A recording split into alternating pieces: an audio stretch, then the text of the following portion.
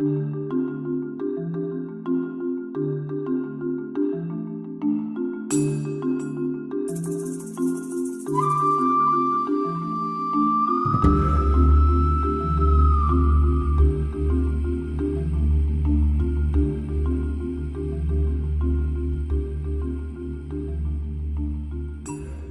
things before I really get into it. I'm totally impressed with this workshop. I've been to dozens of workshops and conferences over the last 15, 20 years. I've spoken at a lot, gone to a lot of scientific workshops, but the first two speakers this morning were as good as they get. I mean, this is like Richard and Patrick's presentations. I mean, you guys had a treat. And so the pressure's on me now to kind of inspire you too. But I can tell you I'm not going to talk about sewage. And I'm not going to use the word waste any more than I have to just to convey the 20th century kind of wording of where we're at. And I also have kind of sensed that the people here today, you know, the triple bottom line, the economy, environment, and all that, you know, we're perhaps maybe more environment focused than economy focused, but I can tell you most of the family relatives that I have are more of the Republican kind of, you know. So I've always had this thing like we need to find the win-win with the environment and the economy. So here's an idea. You see, sustainable water resource management. Okay, anybody knows that a resource is something you can make money on, right? Right. That's how we convey what we're trying to do. So I'm going to show you ideas how you turn your sewage and waste into money. If you want to look at it that way, but that's an important thing that we need to get across is like, yeah, the economy and the cost of this. We have to show, and we got examples in here that, and I think we've already heard some examples where, you know, these green environmental type approaches are more economical, and if you can get that, it's a win-win. So why wouldn't everybody, you know, get on board and do it? So that's, you know, where I've been, you know, working, and you know. We have enough, you know, I'm in Bellingham. We've also kind of pioneered low impact site development and water reuse. And you know, our first clients were always the green kind of the philanthropists who wanted to hire us to do the greatest environmental design. And then I started seeing some of our local developers come in. And I knew they were not coming in necessarily to do the environmental design, but they knew that we could do a site development for them cheaper than the conventional design, and that's that idea of a win-win. And so they could wave their green flag, you know, whether it was the green money flag or the green, because they know there's a value to that too. So, and I can tell you some of the first efforts at this. You know, we're also involved with writing the lead rating system. You know, so I've been involved with this for a long time, and some of those first projects were at a higher cost, but now the whole industry has caught up, and you can do a LEED Gold building for the same price as a conventional building in most places. So Richard and I both got elected on the Cascadia Green Building Council board at the same time.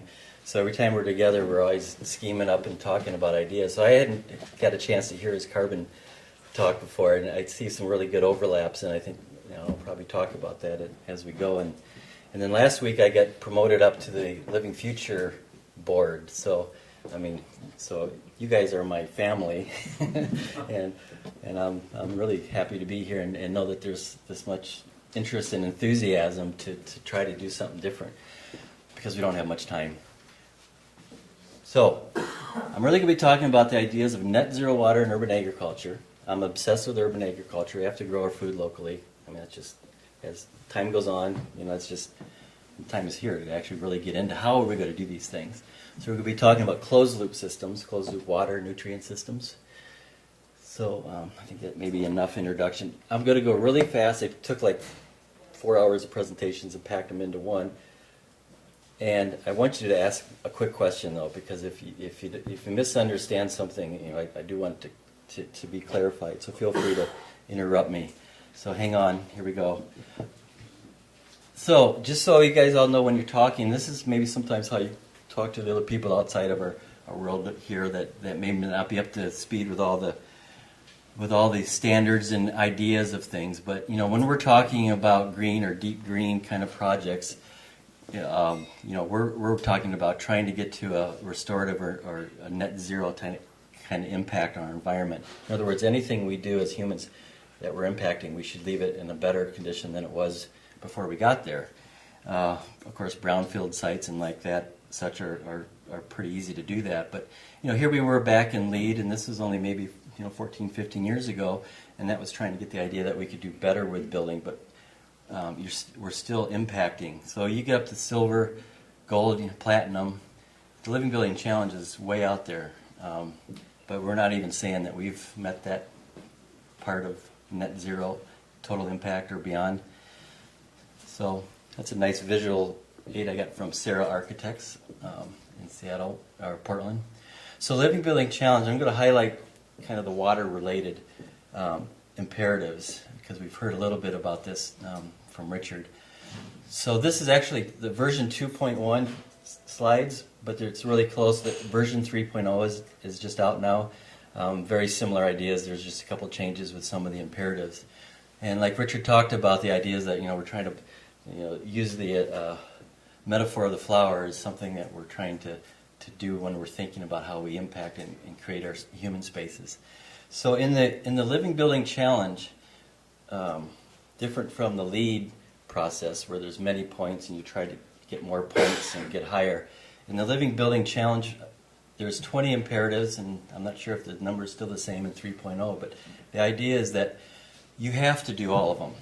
You have to do all of them, and you have to then occupy the building or the community for at least 12 months to prove that you've done net zero energy, net zero water, and met the other criteria on there. So and we're not telling you how to get there. It's just that you have to figure out a way to do this, and it's going to be different depending on the scale, whether it's a building scale or a neighborhood scale. And there's this idea of scale jumping where you can use resources within a community or neighborhood, and I think that's going to apply to this competition because it's not just going to be one building, it's going to be kind of a neighborhood scale. So when version 2.0 came out, they added urban agriculture, and I was really excited about that because I started thinking a lot about urban agriculture. And depending on the size and location of the building, you have to have a certain percentage of the site have urban agriculture components in it. And of course, that's a natural for me because I'd already been working on this whole idea of closed loop water and nutrient systems. So how are you going to do urban agriculture on this site? You need the water and you need the nutrients. And when I talk about nutrients, that's code word for poop and pee. So when I say nutrients, you'll know what I'm talking about because I'm not going to use the other words very often. So the urban ag, like I mentioned, there's a certain percentage required, and that's all in the Living Building Guidelines. And has the competition said which Living Building Challenge? It says 3.0. 3.0, so that'd be the guideline to use, and the criteria is written in there pretty well. So net zero water, what this means is you live off the water on your site, and you have no wastewater discharge. Okay, that's a challenge. So this is called the Living Building Challenge. So how do you get there? And I'm going to show you different ways you can get there and different projects that have done it. Right now there's over 200 registered living building projects, and it's scattered throughout the world. We've got projects in India and China and in Europe, Mexico, California, so it's really starting to take off. Similar to how LEED did back in the day. So you can typically you can collect rainwater. It can be your source of water supply, or you could drill a well as long as you don't have a negative impact on the aquifer. Ecological water flow is a related water issue, and then that's how your stormwater management, and that's often using landscape features to manage your water, mimicking the natural condition of what the site would have been like back in first white people showed up here. So I'm going to really get into a little bit of my philosophy and kind of what led me to do the things I do and why I perhaps got invited to come here.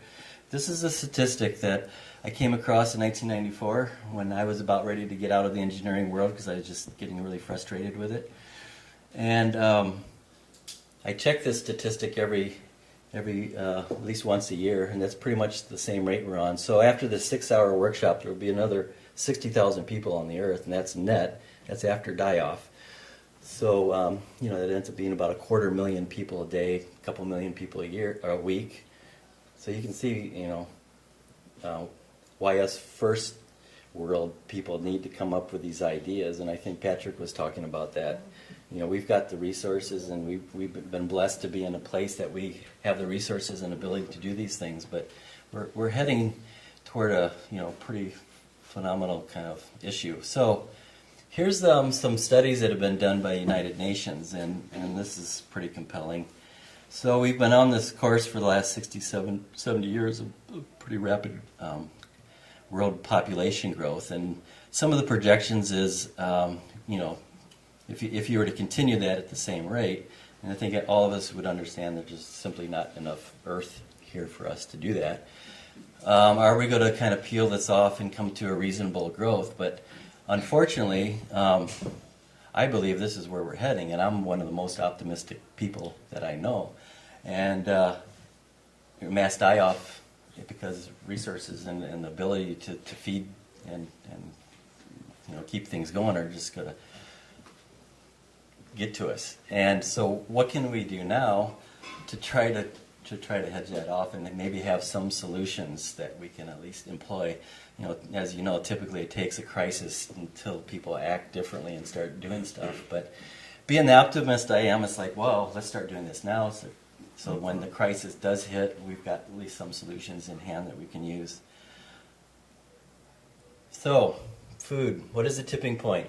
As you might know, food, crude oil, the prices track each other. It's because, like in North America, your food comes an average of 1,500 miles away. So there's a direct connection to the price of oil and the price of food.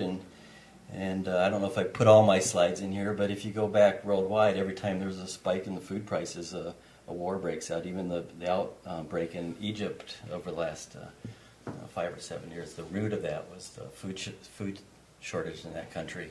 So, what is that tipping point? And, any world disaster or control of price of oil or whatever can just start getting to the point where food is just not affordable for most people. So what is the most important energy stored on Earth for food? We can live without coal, oil, wood. How long can we live without food? How is the energy value in food expressed? Of course, it's energy. It's about 1 gram. The temperature to raise 1 gram of water. Think about that. Okay, how did we get here? So I always, 2020 engineering was the year that I had in mind in 1995. This is the 25-year chance to what it's going to take to try to make a change in the way we do things. In the 20th century, there was no plan originally, and I go into this in a little bit, but what if we take the time now to kind of thoughtfully come up with an alternative way of doing what we do? So in the late 1800s, before we had outhouses, bedpans, and then we started conveying human waste with water. Why did we do that? There was a really good salesman called Thomas Crapper who started selling crappers, selling toilets, and putting the toilets in the houses for people to flush their waste out into the streets and the ditches and wherever. And then at some point, us engineers were called to do something. Well, if you followed the route of the sewage, I use the word, it's polluting the rivers and streams, and that's where the treatment for wastewater and the end of the pipe kind of solutions came from, which sounds really similar to what you're being proposed by the entities here.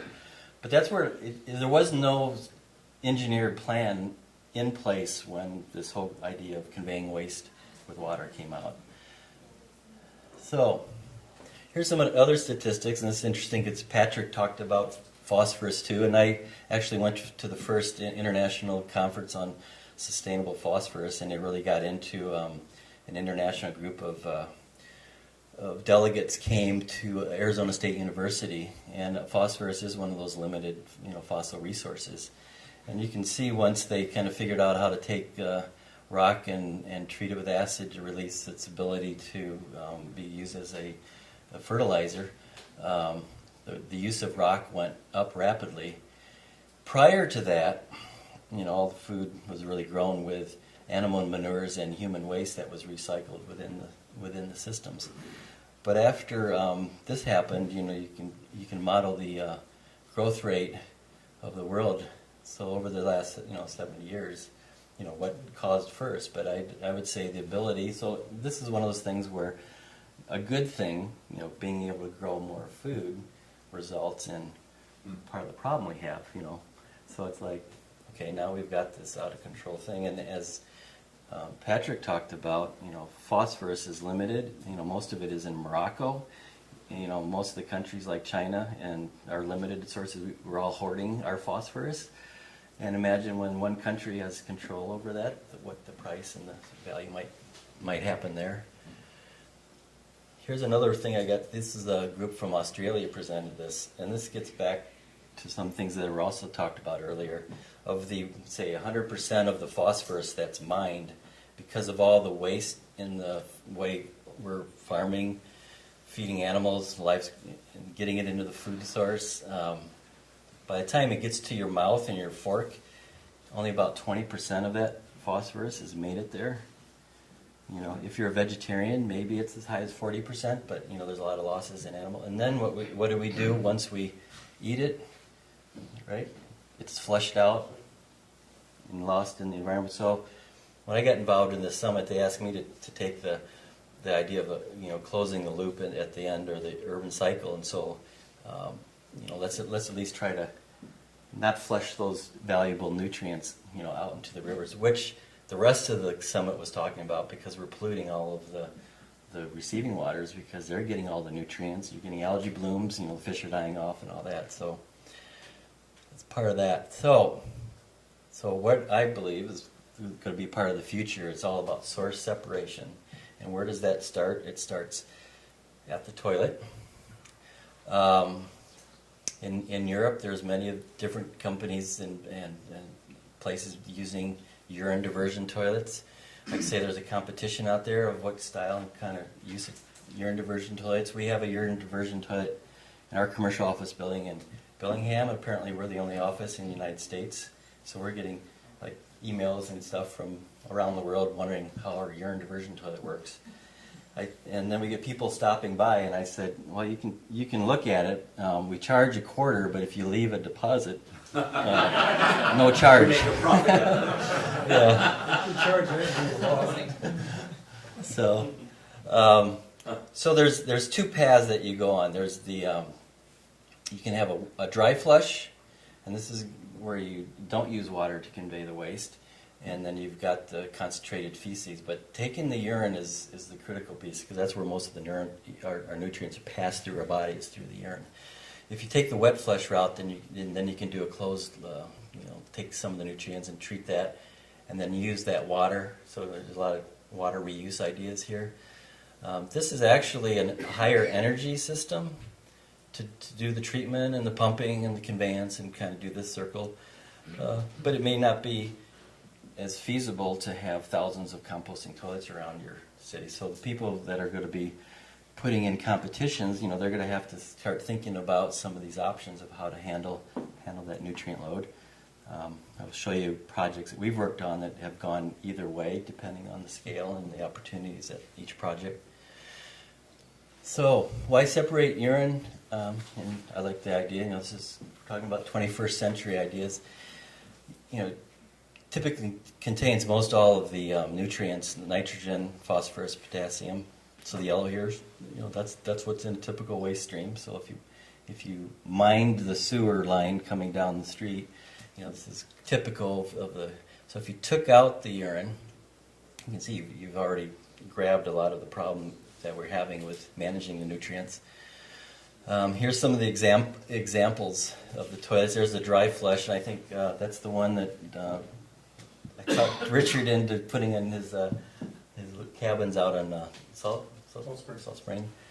So you can see there. And then here's the one. This is a German-made toilet. So when you sit down on the seat, there's a valve, and the urine goes down here, and then you flush the toilet like a normal toilet. Some of the other ones in Sweden and other countries. So you can see it's kind of a normal thing. People could get used to that kind of a toilet. So it's much easier to and less costly to separate out the urine and the nutrients at the source than to try to take diluted nutrients of millions of gallons or millions of liters of wastewater and try to extract the nutrients, where it's really simple to take it right at the source. And by no coincidence, the urine is almost ideal NPK for fertilizer. It's pretty much what you ate yesterday. Comes through. There's ways to stabilize that and treat it. So here's the water and the nutrient loops, and some of these ideas. I did some work over in Germany and exchanged some ideas with some groups over there.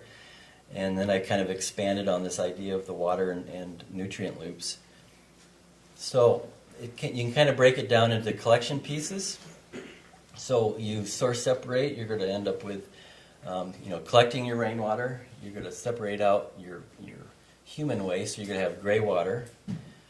And when we're talking about source separating, and you got the brown water or the yellow water, we're talking about feces and urine. But you're also, in a community, you're talking about all of your organic waste, all of your food scraps and all that.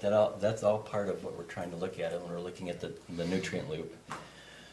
And then you get into how you manage or treat those different types of systems. The gray water systems are really simple. There's not a whole lot you need to do there for treatment, but depending on its second use, there's more or less treatment required.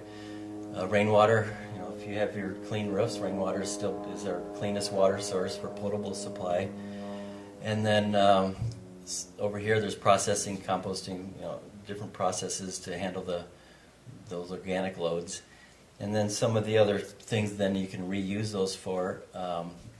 Non-potable and potable water, and I'm going to talk a little bit more about that because that's one of the things we really need to get more into, is only supplying potable water to the fixtures in a building that need to be potable, and non-potable fixtures like toilets, laundry can be used with the non-potable rainwater, things like that. Yep, and then all the technologies that are out there. I'm going to share with you some technology about algae production that to me has been, in my searches, the missing link to how we're going to capture and reuse nutrients. Aquaculture, aquaponics, food, and then as soon as, of course, you've got your uses, then that gets right back into the cycle. So here's an urban agriculture. This is a chart I came up with a few years ago, and this is just highlighting it's going to take all kind of food production methods to meet our needs. On the right side, the smaller scale and other types of urban type of systems. This is the soil-based side of the chart. These are things you can do in your backyard. Public gardens are being popular in a lot of cities. If you live in an apartment or a condo, you don't have land, you can grow your food in a public garden. But on the commercial scale, this is the building that is in Montreal, I think, or similar one. You've got more technical stuff. You've got the aquaculture, aquaponics. These are all proven technologies, and we're just trying to figure out a way how to integrate these in to our systems. But these are the ones that are good. These are the ones that are going to employ people. You're going to have people working in these facilities. You're going to have people that run the IT systems and the controls. You're going to have people working, harvesting and processing. You're going to have industry involved with these commercial scale operations. This chart represents how we're going to do these things in scale, because whether it's a building scale, a neighborhood scale, an eco-district scale, that's a term that's being used more, maybe perhaps similar to some of the planning you guys have already done here. But there may be times where the flow of nutrients and food can go out into the fringes of your community where that makes the most sense to do it. So all these are possibilities, and for each community, you work out which one makes the most sense depending on your constraints and climate and all those kind of things.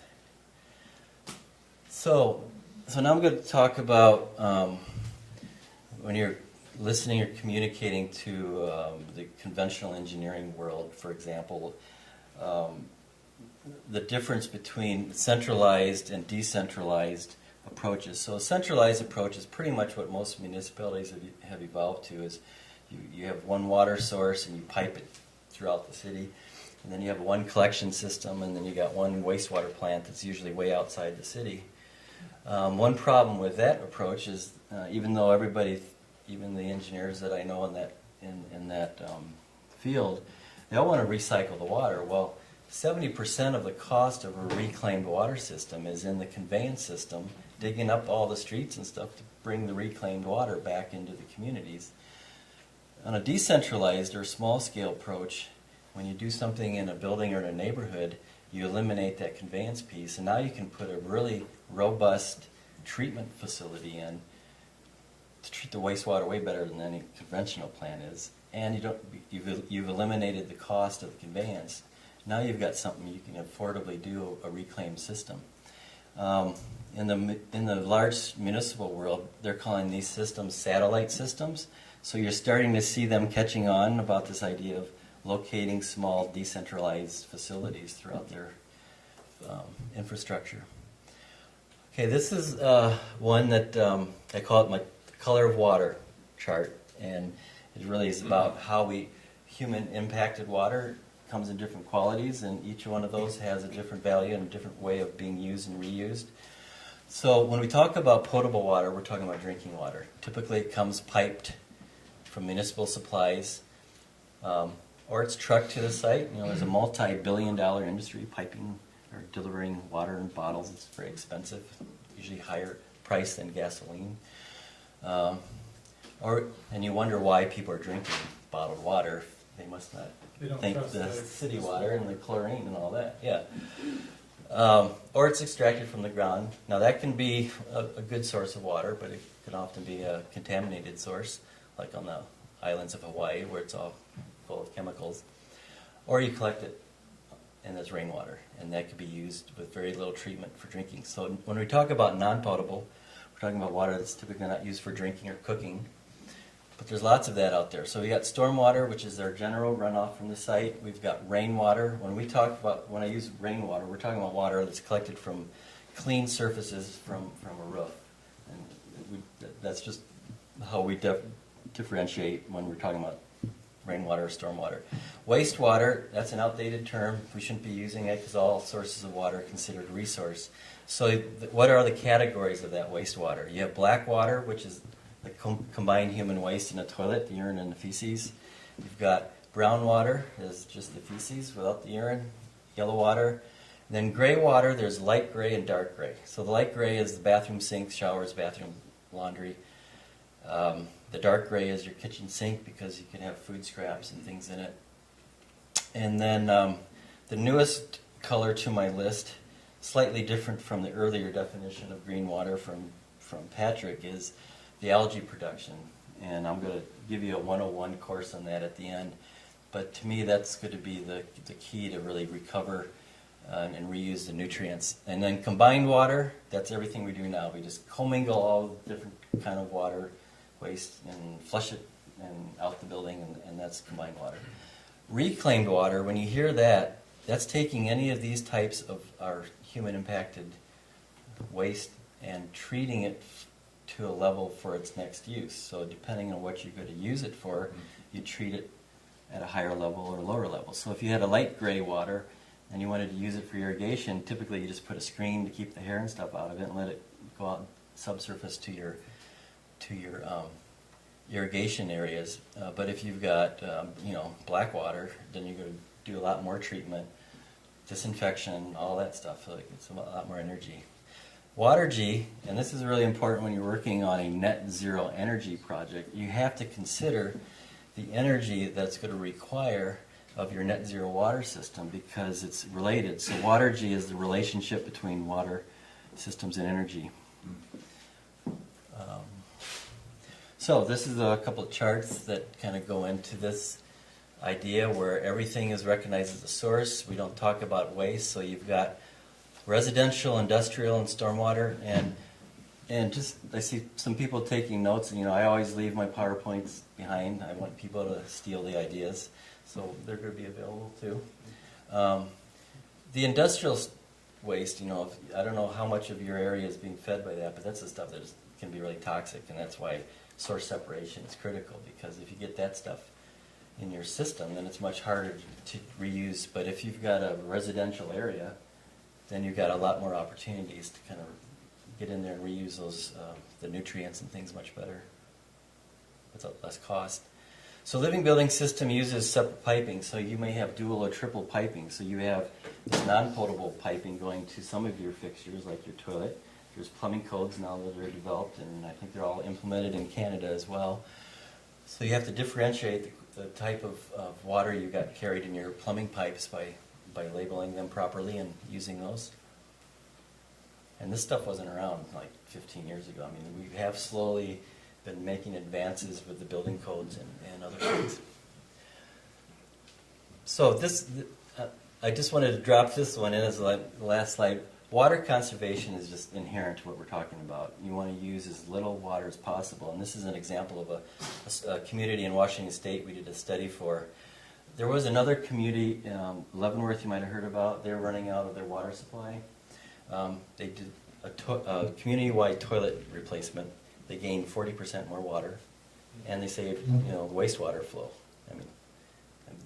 So what this is showing here is different levels of, like here would be changing out inefficient fixtures. You get like 40% reduction.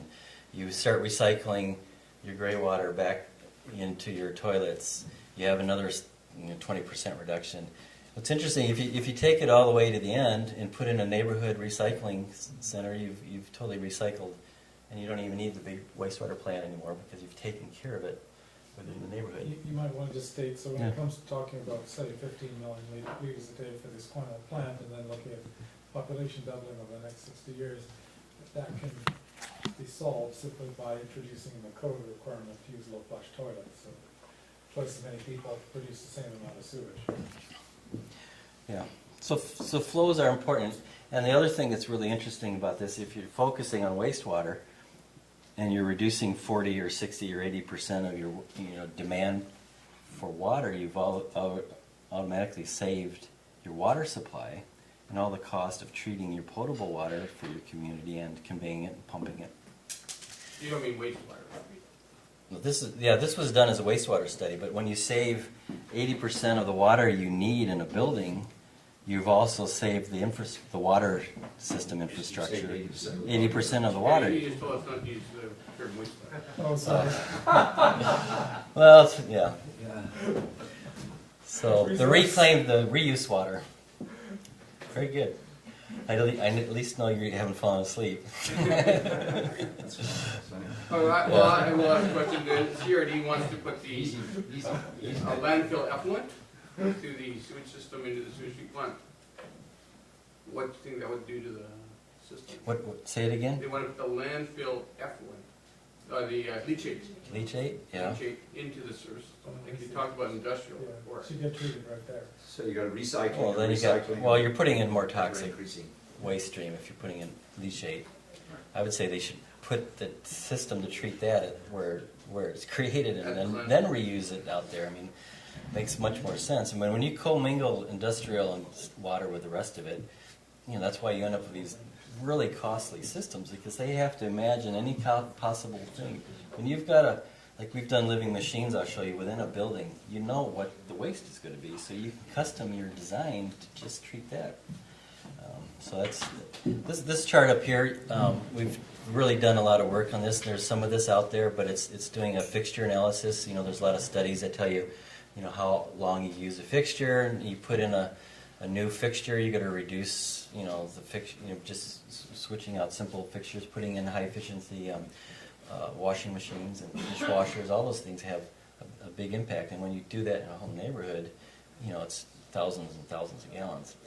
Okay, this is a guideline now for anybody that's going to try to do a living building or a living community. I first developed this back when we were doing LEED buildings, and so it's been updated a little bit. So these are the principles that are used. Here again, we don't want to restrict any ideas to get to the solutions, but here's a guide that you go through. So it's first, we're trying to mimic the natural systems. Patrick talked about that. You know, everything we've done over the last almost 20 years, you know, we're looking at nature for ideas. So we're trying to mimic those systems.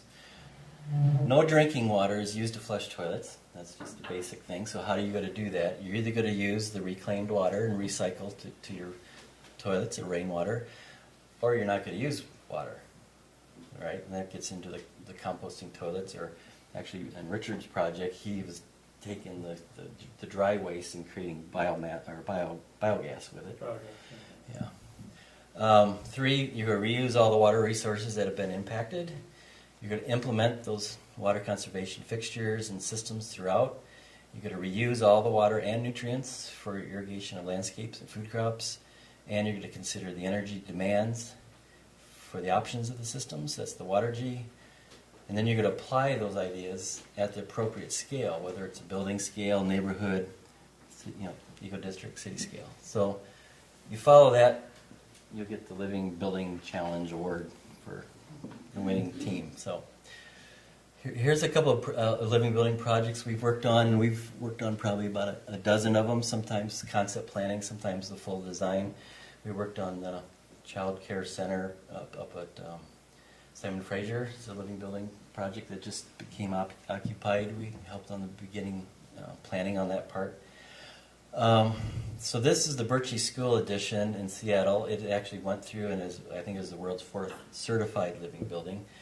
And here, kind of a scale jumping idea was we gathered some of the water from the adjacent building, gathered water from its own building, and the kids of this school got involved with the design. And the kids, during the charrettes, are planning, they wanted a river through their floor of their building, so they got one.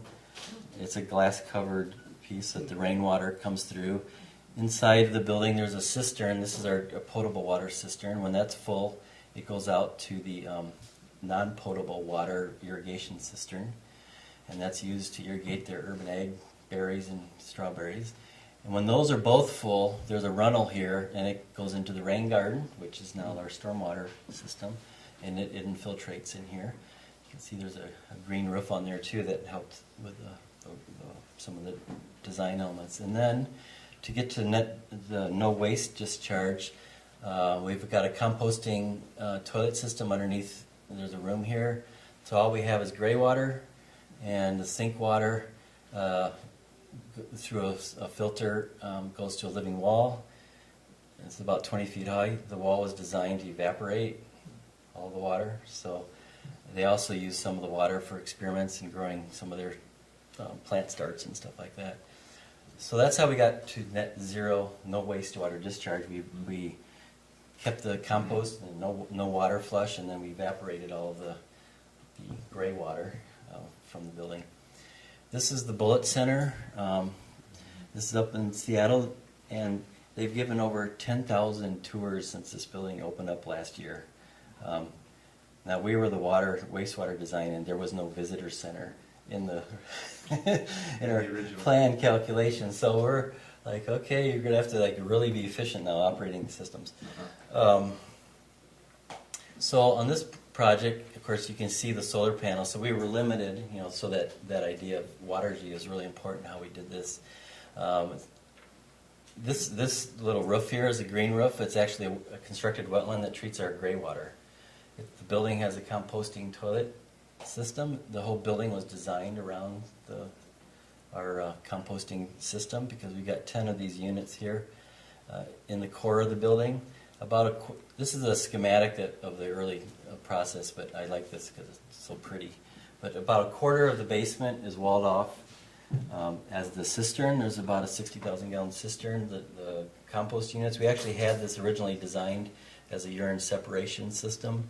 The final design, that part was eliminated, and we have a leachate collection system from the compost toilets, but that leachate is still a resource that can be used as a fertilizer.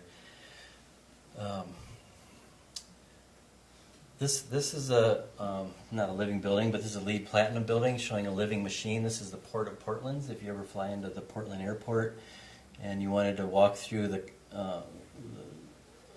underground tunnel to get from the check-in area to their headquarters, inside the lobby here, this is part of the living machine kind of water system. This is a 500-person building. All the wastewater gets treated in this and then gets recycled back into the building. And so on a typical commercial building, about 80% of the water is toilet flush. So now we've reduced our potable demands down by 80%.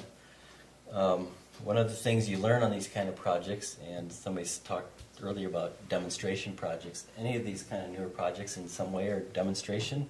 So what happened when they started moving in and the 500 people were occupying the building, what's the first thing they do when they've driven to work, right?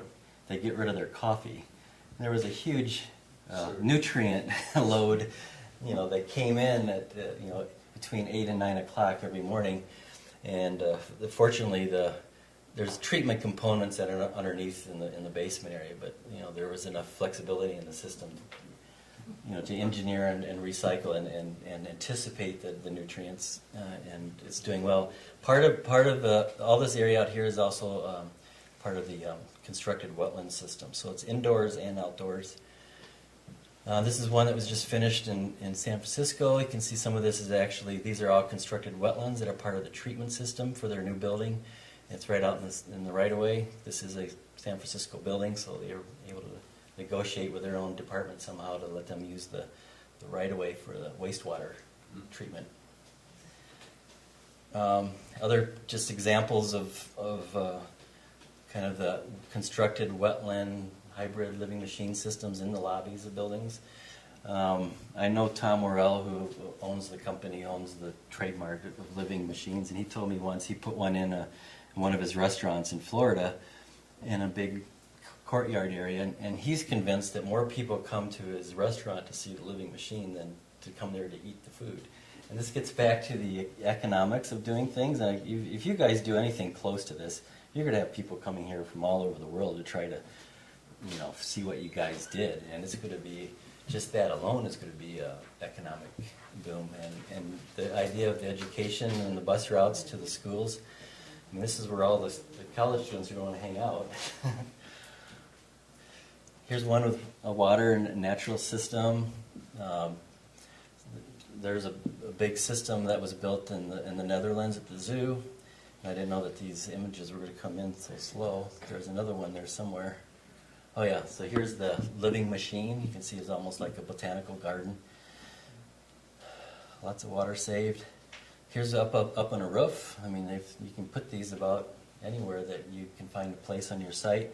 So these are like the polishing. So a lot of these, if you really get down to the treatment train of these living machines, there's an upfront primary and secondary treatment component, and these are like the polishing. When you talk about tertiary treatment, you're like polishing, and then these, if they're going to be reused back for toilet flush, often you have to add a little chlorine or something to meet the codes to disinfect. Mike, you just mentioned that in Germany, the public swimming pools usually are just cleaned this way. So the effluent goes back in the swimming pool. Natural systems. The swimming pools in Germany, I know there's a company in the United States that is trying to do a non-chemical method of treating swimming water. Here's another example of a totally treatment system. This is one we did in Kansas City back almost 14 years ago, around the year 2001, I think. This is inside the lobby of the Discovery Center. This is actually where I met Bob Birkenbeil and Jason McLennan, who are the authors of Living Building Challenge. Jason McLennan is the CEO of Living Future and Cascadia. So I'm the engineer record of this one. The state of Missouri had never had a on-site water reuse system. So you walk in, you learn from it. We even added outside of that, we put a little UV disinfection. We have another constructed wetland of the pond. And we put fish in there. Figured, people know that this water's good. And then the water overflows, goes back for toilet flush, and then the excess water goes outside for irrigation. So in a way, this is a net zero water. For waste, there's no discharge. So the Islandwood project in Bainbridge Island, this was the first LEED Gold project at its time, and we put a living machine in a greenhouse system. And you can imagine one of these could be on a roof or out in the area. planting it. This is one we did for Camp Seymour, another one that was in a greenhouse. We made the greenhouse bigger because it's an educational area. There's a small area that is kind of a classroom because kids will take they'll take samples and see all the little creatures in there that are breaking down the waste. That's another big part of these living systems, that they're really great for educational opportunities. And this is a great cross-section. One of the living machines we've done lately, these are gravel beds recirculating, so you can see that how they can be integrated inside or outside of a building. And here's that kind of upfront treatment system that gets the strength of the waste down, and then you polish it with recirculation systems here. So, I'm going to talk about algae now, because this, to me, when I went to the Sustainable Phosphorus Conference and I hit it off with Dr. Mark Edwards there, who was the reason why this whole thing started. He's written books on algae. I'm not going to go read all of these, but you can see that algae is one of the most common and prolific species out there. There's over 10 million species. Now, scientists are starting to learn more about the value of each. Billions of dollars have been spent in the United States to see if you can find the right strain and process to get oil out of it as a fuel. That's turning out to not be successful, but those companies are now turning to food production, which is what, a good thing to take some of the things they've learned. You can see here that this does relate to the carbon piece, which hadn't intended, but so algae 101, pretty simple. There's 3 ingredients: sunshine, nutrients, carbon dioxide. So what do you get out of that? You get food, possibly, ingredients, feed, fertilizer. You can make medicines out of it. There's a lot of R&D being done. Some of these photos are from Arizona State University, where there's a huge area of R&D going on. Companies can bring their ideas there, and the scientists can test them and run them and see how they work. Here's kind of what it looks. Some of the algae looks like when it comes out. You can see algae is high in oils, protein, and I think it's going to be the way we're going to use and recover the nutrients, and perhaps offset our carbon by taking that stuff, putting it back into perhaps the soil or a food cycle.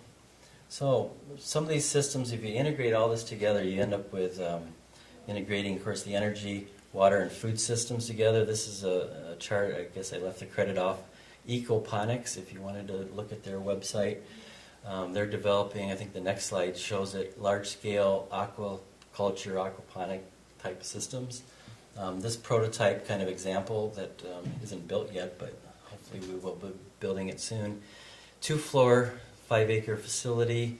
The bottom floor, where you got your heavy loads of water tanks, that's on the water, that can grow the shrimp and the fish, with freshwater sources being recycled back to hydroponic growing of vegetables up on the 2nd floor, and with the option and use of some of that being used for growing algae. And you can see here's some of there's actually a company in Bellingham called Aquaculture that we work with. They've got a sturgeon farm up in northern Vancouver Island. They just helped to start a tilapia farm in Abbotsford with an old dairy farm that they converted to tilapia. These are controlled systems. This is not net farming. This is like 97% of the water gets treated and recycled. There's no disease issues, and no fish that's going to escape from there. So I think that this is what we're going to need to start seeing in our urban centers, is facilities, something like this at different scales. This is a project we worked on in Ballard area of Seattle. This is actually built now, but the graphics here is pretty compelling. If you've ever go there, this is the Ballard Library roof, which had a green roof on it. And this is the residential area, and the restaurant and offices. And you can see we designed rainwater harvesting collection. The roofs were more food production areas than just green roofs. The community gets gardens to grow their food, and the restaurant gets their gardens to grow some of their foods in there. And so I was pleased to see some urban ag kind of applications integrated into the architecture. So these, more of those kind of projects in the future. So this was a competition that I put together, this poster, and this would be like a building community within a city. Weber Thompson had created this building for a competition about 5 years ago, and I know Weber Thompson. And this is another philosophy I have on buildings, is that buildings should be built to be easily flexible, to take new technology as it comes along. So I call this the phase 2 algae microfarm. So we're going to add in our bioreactors. We're going to add in, instead of just a living machine treatment system, we're going to put our fish tanks and aquaculture in the system and then use that. But this is all based on source separating of the urines and running the source separated waste streams through bioreactors. Some of the algae would be used for soil-based fertilizers in the perhaps orchards and berries. Some of it could be fed into hydroponic systems. So these are all technologies down here that could be integrated into a campus kind of system, and these are all proven technologies. So, but the challenge is to figure out how we take these technologies and blend them together, and that's why it's going to take a lot of expertise, and that's why I think this will be like one of the future kind of areas that college students will want to study, because I think what I've seen, people are really connected to food. You know, I was in this conference about 3 years ago, and I said, how many people in this room woke up one morning and for some reason thought you should start growing your own food? And like 90% of the people like raised their hands, like, yeah, me too. Something's coming, and we have to get ready. You know? Oh, that's it. Yay. Well done.